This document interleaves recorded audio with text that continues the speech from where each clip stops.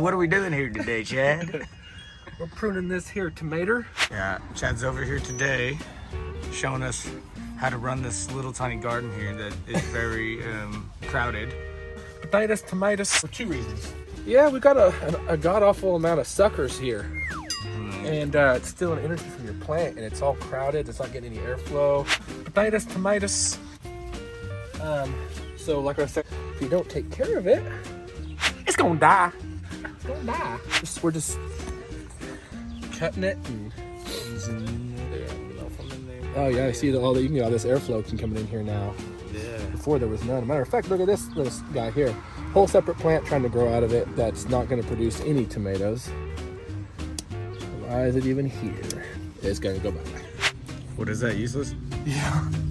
You have bacteria that grow. That's in your soil. That's the difference between dirt and soil. Soil has bacteria. Right. In it that's living, which is good for your plants.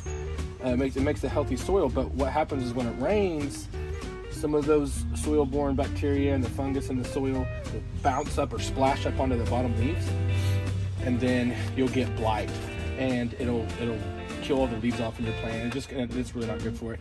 And if you don't trim off like the first, I do it on the taller plants. I'll do like the first 6 inches or 8. But if you don't, there's no airflow going underneath there, and then you get like a powdery mildew all over your leaves. Really? How can you snort it? Yeah. And that's bad for it too. It could kill it. So, and once you get it, it's hard to get rid of. All right, looking better. Looking much. Just getting some airflow, as you can see. You can Okay, see some tomatoes in there. Oh, look at that big ass. Oh my god. Oh, yeah. I want to bring you a bigger cage. See, they were hiding. I didn't even see them. Oh yeah. Oh yeah. They're hidden ones. I like hidden temple. Hidden gems. Playful secrets. Oh, It'll be like 4 foot. See, it's already starting to look better. See, you can see down in here. Definitely. Any words of advice for garlic?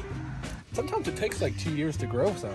It just depends on the, they're biannual. So yeah. Do we have to worry about that backside too much? Yeah. I'm gonna shovel them away. That's the case we need to bury some bodies. Because we do hardcore gardening. That's how we fertilize. Yeah, that's how we get our plants so enriched with nutrients. Yeah. The children produce the best. Yeah. They call that baby back ribs right there. Oh yeah, you just spit on your fingers. And the spit's not necessary. That's just something I do. It looks a lot happier. Actually, he's having sex with the plant. Yeah, it's Definitely a lot better.